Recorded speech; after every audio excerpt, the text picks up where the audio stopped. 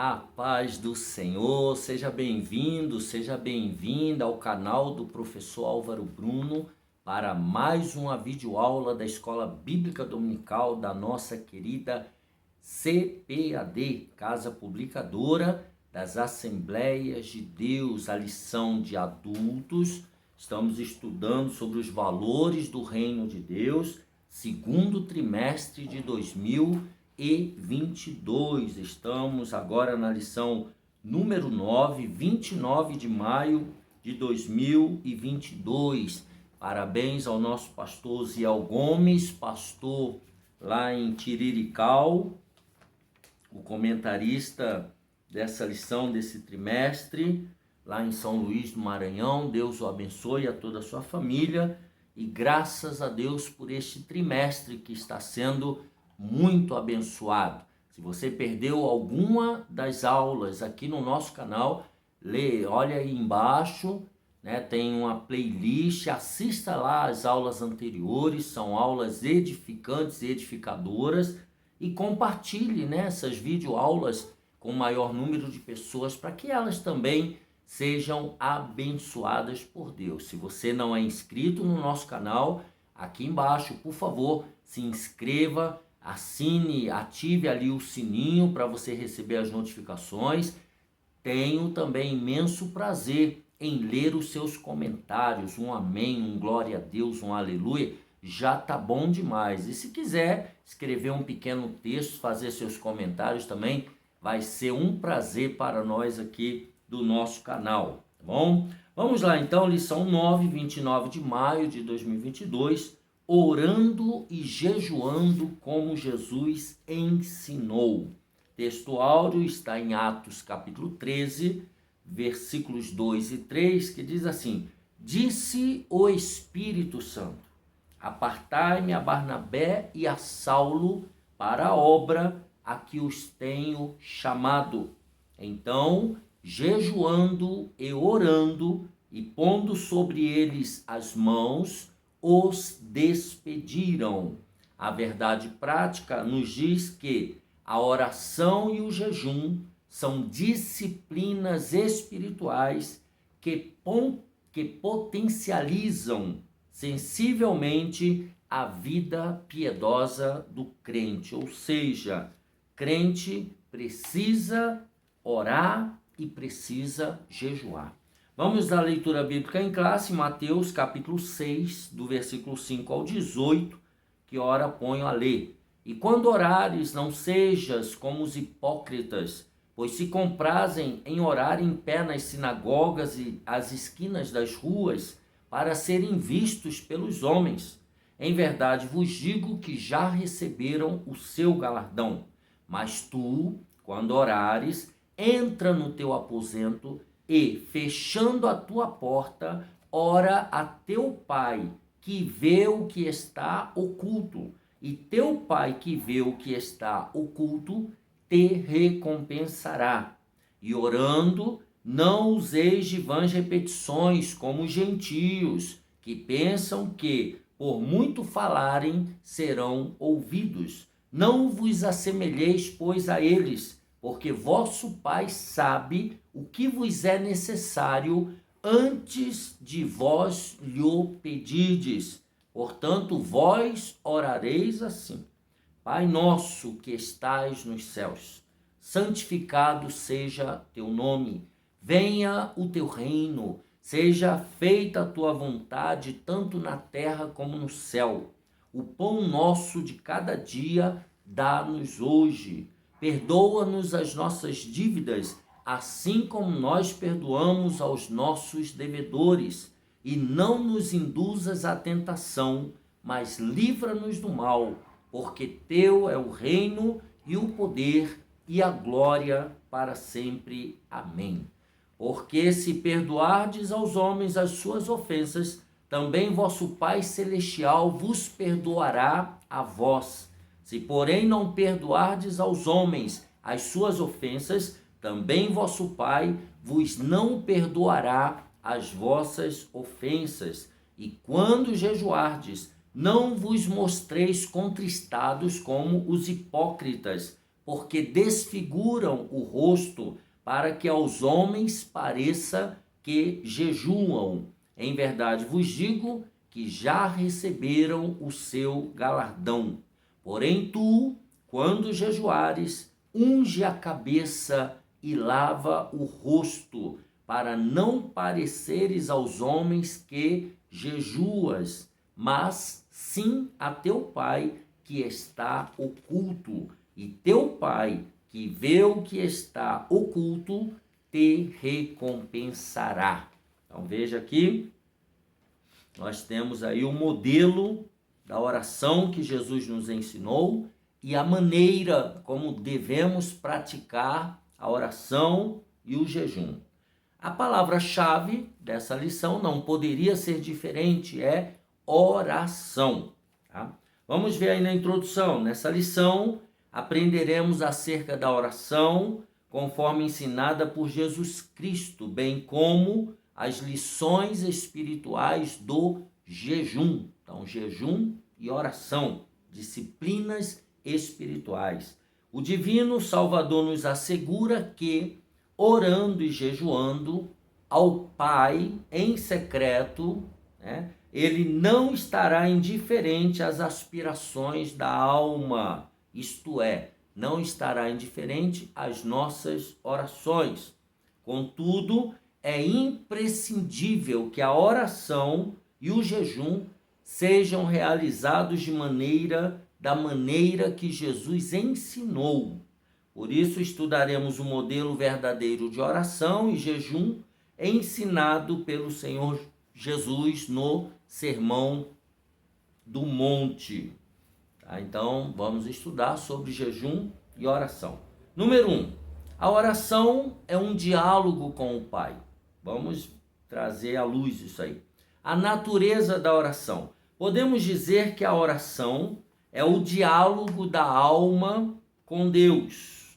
A minha alma dialogando com Deus, a sua alma dialogando com Deus, a qual aparece na Bíblia Sagrada em diversas formas como, e aí ele vai dar os exemplos, né, de como a nossa alma dialoga com Deus. Não vamos ler todas as referências, mas primeiro, confissão, adoração, comunhão, ações de graças feito de modo belo por Miriam, né, depois que tiver a vitória lá de atravessar o Mar Vermelho, a oração de Débora, a oração de Davi, né? No Novo Testamento, Paulo exortou os cristãos a fazerem sempre esse tipo de oração, oração com louvor, oração com adoração, oração com comunhão, tá? Então, sempre nesse modelo. Vamos dar uma olhadinha, para eu ter uma desculpa para ler a Bíblia Roma. Vamos ver Neemias 1 e 6, livro de Neemias, no Antigo Testamento. Vamos dar uma olhada em Neemias, capítulo 1. Vou ler na Bíblia Roma, uma das melhores Bíblias de estudo da atualidade pela nossa CPAD. Então, Neemias 1 e 6, a oração de Neemias. Ele começa no versículo 5 e no versículo 6. Estejam, pois, atentos os teus ouvidos e os teus olhos abertos para ouvires a oração do teu servo, que hoje faço perante ti, de dia e de noite, pelos filhos de Israel, teus servos. E faço confissão pelos pecados dos filhos de Israel, que pecamos contra ti. Também eu e a casa de meu pai pecamos. Então aqui é uma oração de confissão, né? Confissão pelos pecados dele e pelos pecados da nação de Israel. Um outro Salmo 45, um outro modelo, que é o de adoração. Salmo 45, e o versículo 1 e o versículo 8. Salmo 45,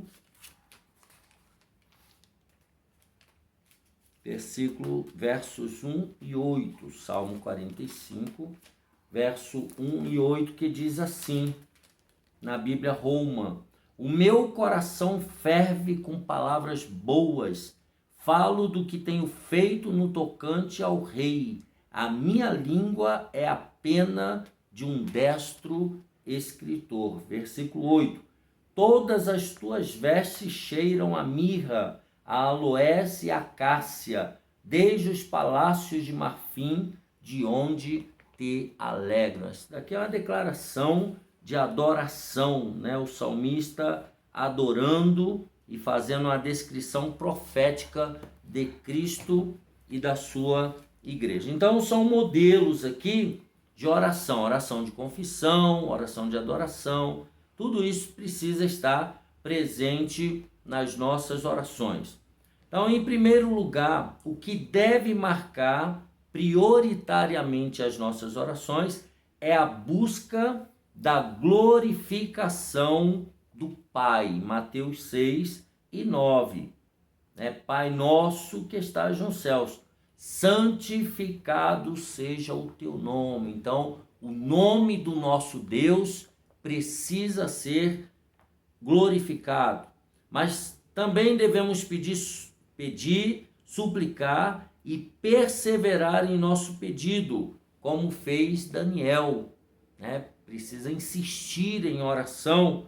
Vamos ver Daniel 6 e 10. Eu vou ler na Nova Almeida atualizada. Daniel, um dos profetas aí maiores, Daniel 6 e 10. Daniel 6 e 10. Quando Daniel soube que o documento tinha sido assinado, voltou para casa. Em seu quarto, no andar de cima, as janelas abriam para o lado de Jerusalém. 3 vezes por dia ele se punha de joelhos, orava e dava graças diante do seu Deus, como era o seu costume, ou seja, como ele fazia diariamente, todos os dias, 3 vezes ao dia, Daniel se ajoelhava e falava com Deus. A mulher Ciro-Fenícia fizeram, ela também foi uma mulher insistente, aquela que precisava de uma libertação da sua filha, que estava endemoniada. Ela veio fazendo um escândalo, gritando. Os próprios discípulos pediram a Jesus: pelo amor de Deus, Jesus, atende essa mulher, porque tá terrível, aquela tá bagunçando tudo, Então ela também foi uma mulher extremamente insistente na oração. A resposta de Deus para quem o busca incessantemente. Aí mostra Lucas 18, aquela mulher, aquela viúva que ficou ali insistindo com o juiz para que ele desse a causa ganha para ela. O apóstolo Paulo nos incentiva a insistir em oração. E finalmente podemos ainda pontuar a oração intercessória com o exemplo de Samuel, bem como o da igreja primitiva, Então a oração intercessória, como esse exemplo que nós demos de Neemias, orando, confessando. Aqui a oração também é intercessória. E temos o exemplo da igreja primitiva, lá em Atos, quando Pedro estava preso, e Tiago tinha acabado de ser decapitado, e aí Herodes prendeu Pedro. E aí a igreja estava em oração, intercedendo por Pedro. Número 2, como os homens de Deus viam a oração? Como é que esses patriarcas, esses homens da Bíblia, eles viam a oração? Vamos lá, a Bíblia nos incentiva a orar porque há poder nesse maravilhoso recurso espiritual, o qual não podemos desprezar. Logo que lemos a Bíblia, percebemos que a oração é apresentada como uma ordem. 1 Tessalonicenses 5,17, Paulo instrui aos Tessalonicenses o quê? Orai sem cessar.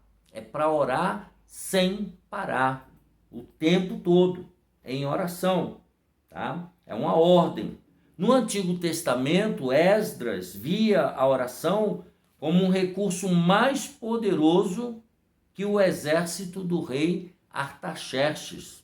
Esdras 8, de 21 a 23. Vamos ler? Eu vou ler na Bíblia, na linguagem de hoje. Esdras, olha o que diz o texto. Essa na linguagem de hoje, ela expande um pouco mais ainda o significado, a clareza do texto. Então, Esdras 8, do 21 ao 23. Olha só, o povo jejua e ora. Então, ali perto do rio Ahava, dei ordem para que houvesse um dia de jejum. Todos nós deveríamos nos ajoelhar diante do nosso Deus e lhe pedir que nos dirigisse na nossa viagem e nos protegesse, os nossos filhos e tudo o que era nosso. Eu tinha dito ao rei que o nosso Deus protege todos os que confiam nele, porém que a sua força e a sua ira vão contra aqueles que o abandonam. Por isso, fiquei com vergonha de pedir ao rei uma tropa de soldados da cavalaria para nos defender dos nossos inimigos durante a viagem.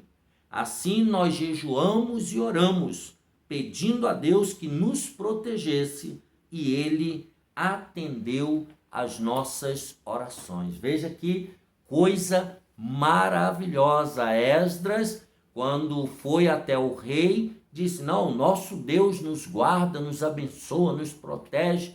E aí, na hora da partida, ele ficou realmente com vergonha de pedir uma tropa, uma guarda para o povo, O rei poderia falar: mas o seu Deus não é protetor, o seu Deus não é tão maravilhoso? E aí, o que Esdras fez? Convocou o povo para orar e jejuar para que Deus os protegesse no seu retorno para Jerusalém. Então veja como é importante orar, No Novo Testamento, o Senhor Jesus tinha a oração como algo necessário, tanto quanto o sono e o alimento.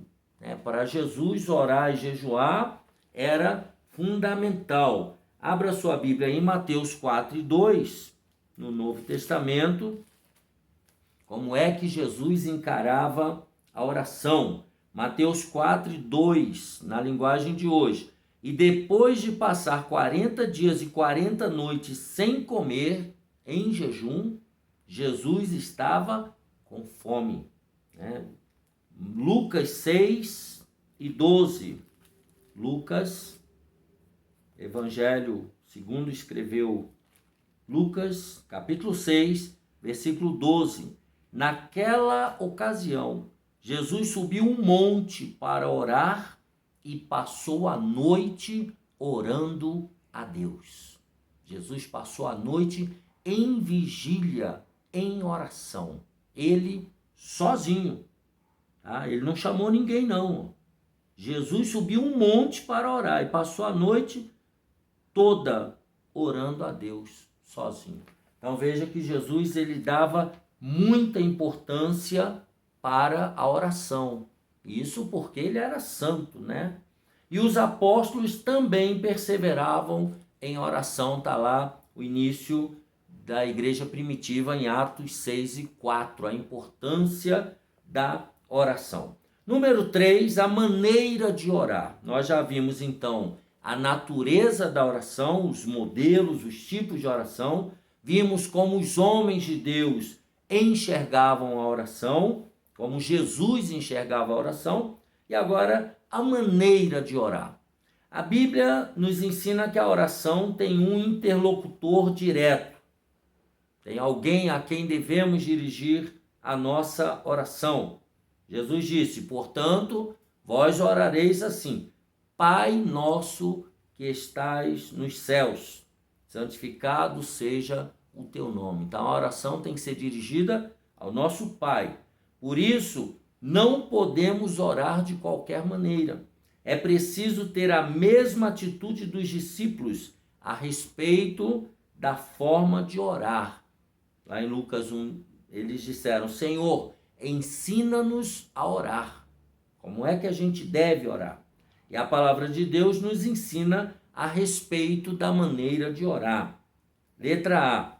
A quem a oração deve ser dirigida?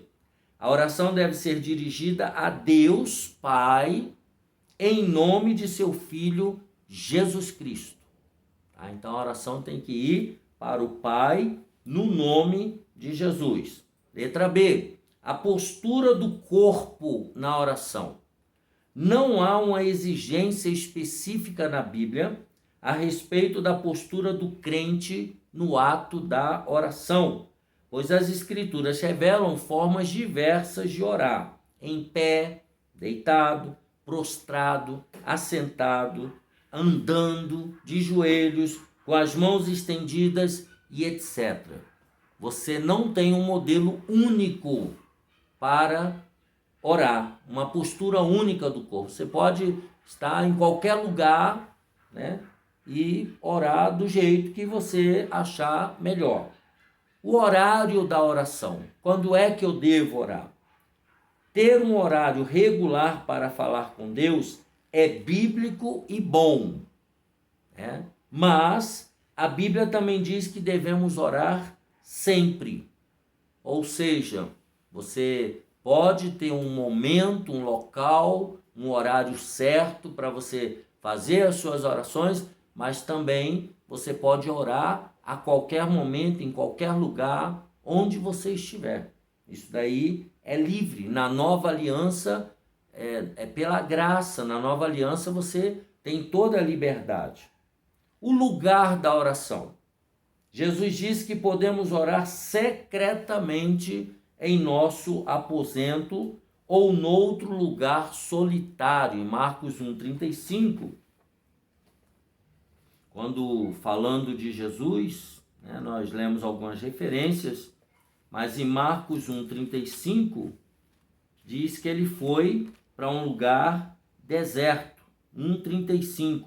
De manhã bem cedo, quer dizer, na outra era de noite, quando ainda estava escuro, Jesus se levantou, saiu da cidade, foi para um lugar deserto e ficou ali orando. Jesus foi para um lugar deserto, onde não havia movimento, não havia distração, né? Tem gente que quer orar com a televisão ligada. Não tem sentido uma coisa dessa. Num local onde está todo mundo gritando, correndo. Já pensou você orar na feira? Não tem sentido. Tem que ir para um lugar mais deserto, né? A ideia é de intimidade, de momentos a sós com Deus. O apóstolo Paulo diz que podemos orar em todo lugar. Devemos orar e podemos orar em todo lugar. O decoro na oração. O decoro diz respeito à sinceridade, à decência e reverência no ato de orar. O momento da oração tem que ser tratado como um momento sublime, um momento solene, mas nem por isso você precisa estar num lugar totalmente lindo, perfeito para orar. Não é isso, tá? Tá falando da sua atitude de alma, de coração, tá?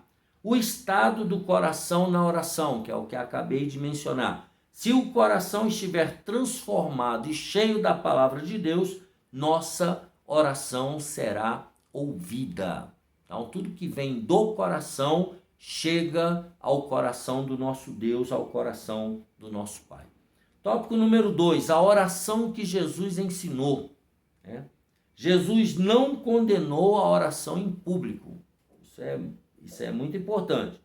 No texto em estudo, o Senhor Jesus não condenou a oração pública, visto que, pelo aspecto bíblico, ela é aceitável e ela é recomendada também.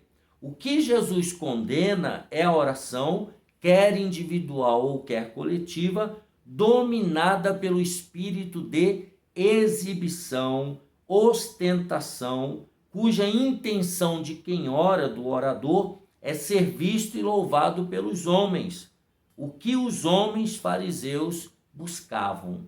Então, a hipocrisia que nós estudamos na aula anterior, o fingimento, né? Eles faziam para aparecer, tá? Então, isso daí que Jesus estava condenando, tá? Um cristão transformado por Jesus anda em sinceridade com Cristo, não busca glória para si e age com humildade. A oração tem que glorificar a Deus, não a nós mesmos, não a pessoa, né, que está orando. Número 2, Jesus quer que sejamos discretos. As expressões entra no teu aposento e fechando a tua porta, Mateus 6:6, não significam que devemos ter um quarto só para a oração. É claro que podemos fazer de algum cômodo de nossa casa um local particular para falarmos com o Pai. Contudo, no ensino de Cristo, em Mateus 6, 5 e 6, sua ênfase não é o lugar, mas a atitude de quem ora. Esse lugar secreto traz o sentido de que quem tem a mente e o coração transformados orará a Deus de modo humilde e sincero, sem buscar o aplauso dos homens. Aqui, de novo, sem buscar publicidade, né, para uma coisa que é pessoal entre você e Deus. Para o cristão, o lugar secreto é visto como especial, a fim de se afastar do mundo e estar sozinho com Deus. Ele sabe que a sua recompensa não vem de homens, mas do Pai que está nos céus. Por isso que mostra Jesus saindo para um lugar deserto, ficando sozinho, sempre tendo um local secreto para falar com o Pai em oração. Então vimos aí que Jesus não condenou a oração em público, vimos que Jesus quer que sejamos discretos, né, que o que nós fizemos apareça lá no céu. E terceiro, não useis de vãs repetições nas orações. Quando a oração é balbuciada apenas em palavras vazias, perde o foco que é Deus e se firma nas vãs repetições, né? Sobre esse assunto, Cristo novamente combate os escribas, os quais faziam longas orações. Só que por trás dessas longas orações havia uma má intenção, né, de exploração, de subtrair, né, as coisas das pessoas simples, das viúvas. Não é verdade que o Senhor desprezava longos períodos de oração, pois na Bíblia encontramos esse tipo de oração, né? O próprio texto que nós lemos de Jesus fala que ele passou a noite em oração. Sobre Daniel, ele orava 3 vezes ao dia, todos os dias. Então, não é sobre o tempo, mas o que ele contraria aqui é a atitude de alguém achar que quanto mais fizer barulho, Deus lhe ouvirá. Né? Falar demais, gritar, fazer escândalo. Esse procedimento era peculiar dos pagãos, como bem se observa nos casos dos profetas de Baal, né? Lá em 1 Reis, quando se depararam lá com Elias, né? No sacrifício. Ora, na Bíblia encontramos orações curtas, feitas pelos homens de Deus, com verdadeiro sentimento e que foram respondidas prontamente, como por exemplo Salomão, Ezequias, né? Oração que tem repetição, mas que não envolve futilidade, mecanicismo, tem seu valor e é aceitável, pois assim Jesus orou. Tá? Ele repetiu a mesma oração, mas era por uma causa justa, né? Ele estava prestes a ser preso e sofrer todo aquele martírio a ponto de ser levado na cruz. Então, ele estava orando ali na madrugada e os discípulos não conseguiram nem ficar acordado. Então, quando entregamos tudo nas mãos de Deus em oração sincera e humilde, Ele cuida de nós. Isso aqui é que é o fundamental, a importância da oração e saber que Deus, quando nós oramos, Ele está cuidando de nós. Número 3, oração e jejum. Oração e jejum, uma combinação perfeita.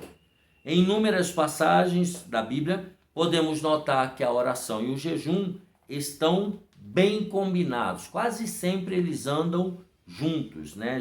A oração e o jejum. E aí ele coloca algumas referências. Você aí, professor, por favor, né? Leia as referências com seus alunos, coloque cada um para ler uma referência, né?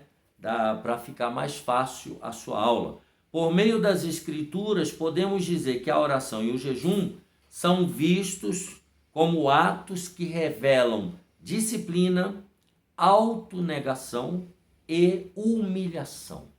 Então, um dos objetivos da oração do jejum é trazer disciplina para a sua vida espiritual. É você se autonegar, mostrar a sua dependência de Deus. É você se humilhar debaixo da potente mão de Deus. Quando você está em oração, quando você está em jejum, você está na dependência total de Deus, o Pai, o Filho e o Espírito Santo. E mostram também total dependência de Deus em momentos mais extremos, quando precisamos buscá-lo para resolver um problema específico ou receber uma determinada orientação. Crente não pode agir sem antes orar e pedir a direção de Deus. Hoje nós vemos pessoas compra, vende, muda de estado, de país, como se mudasse de roupa, como se essas decisões pudessem ser tomadas sem a direção de Deus, sem a oração. Muito cuidado, tá? Diante de qualquer problema específico, diante de dificuldades, decisões que precisam ser tomadas, precisa entrar em oração e jejum, buscando a direção de Deus. Número 2, o aspecto bíblico sobre o jejum. Na Bíblia há 3 eventos que caracterizam a necessidade do jejum. Primeiro, o ato de humilhar-se, que por meio da confissão acontecia por causa da tristeza do pecado. Hoje parece que as pessoas já não têm mais tristeza pelo pecado. Há pouco tempo eu vi uma pessoa confessando que caiu em adultério e essa pessoa confessou rindo. Eu pequei, e confessou na frente dos filhos, da família, dos irmãos, assim uma coisa como se aquilo dali fosse algo banal, né? Coisa absurda. Não sente mais tristeza pelo pecado, tá? O da lamentação, fosse por causa de um mal sofrido, fosse por alguma praga, uma derrota em uma batalha, tá? Então, jejuava-se para se lamentar por alguma tragédia ocorrida. E o evento espiritual de grande concentração de fiéis, como no caso do envio de missionários e a escolha de homens para a obra. Então veja, esse evento é fundamental, a pessoa está indo para o campo missionário. Então a igreja, né, se concentrava em jejum e oração. Pela lei mosaica, havia um jejum anual no dia da expiação. Então as pessoas tinham que ir em jejum para esse dia da expiação. Essa prática se multiplicou em diversas formas. Do nascer ao pôr do sol, seria o equivalente hoje de 6 da manhã às 6 da tarde, né, às 12 horas. Jejum de 7 dias, né? Jejum de 3 semanas, como foi a de Daniel. Óbvio, aqui está que não é um jejum completo, um jejum total, de abstenção total, tá? O jejum de 40 dias, como no caso de Elias e de Moisés, e no caso de Moisés, na verdade, foi de 80 dias, né? E 80 noites. São os dois únicos jejuns absolutos que nós temos na Bíblia, o jejum de Elias e o jejum de Moisés, tá?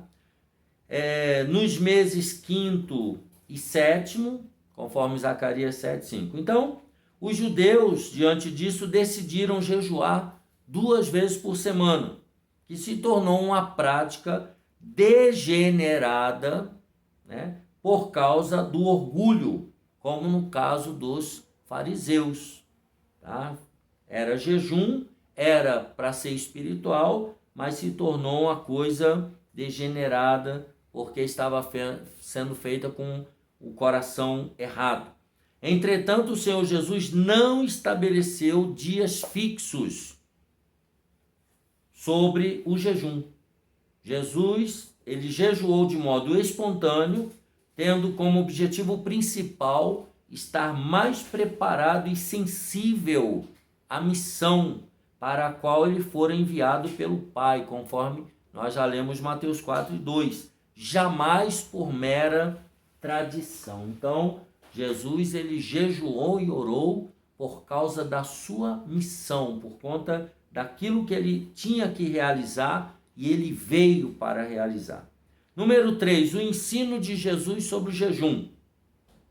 Segundo o Sermão do Monte, entendemos que a prática do jejum é livre, um ato voluntário, espontâneo. Tá? Então, a pessoa, ela tem que querer fazer o jejum. Isso porque deve nascer do desejo genuíno da alma, com motivos especiais, né? Com motivos específicos, quer seja diante do perigo, quer seja diante da tristeza, ou quer seja diante da tentação. No texto de Mateus, né? Mateus 6:18, 16-18, o ensino do jejum também é a respeito da humildade e descrição na prática, né? A pessoa tem que ter humildade e ela tem que ser discreta nessa prática do jejum. Então, para jejuar, não é preciso desfigurar o rosto, desfigurar aqui no sentido de não lavar, não limpar, não ter uma higiene, não ter uma maquiagem, é nesse sentido, não é de se cortar, de se mutilar, não é isso não, pelo amor de Deus. Não é o significado aqui de desfigurar. É desfigurar o rosto e ostentar espiritualidade, pois nosso Senhor ensina, unge a cabeça e lava o rosto, né? Ou seja, faz a sua higiene. Assim como a oferta e a oração, o jejum também não pode ser usado para atrair os olhares humanos para si, pois trata-se de uma prática piedosa diante do Pai. Toda prática verdadeiramente piedosa busca a glória de Deus. Aqui a gente finaliza, né?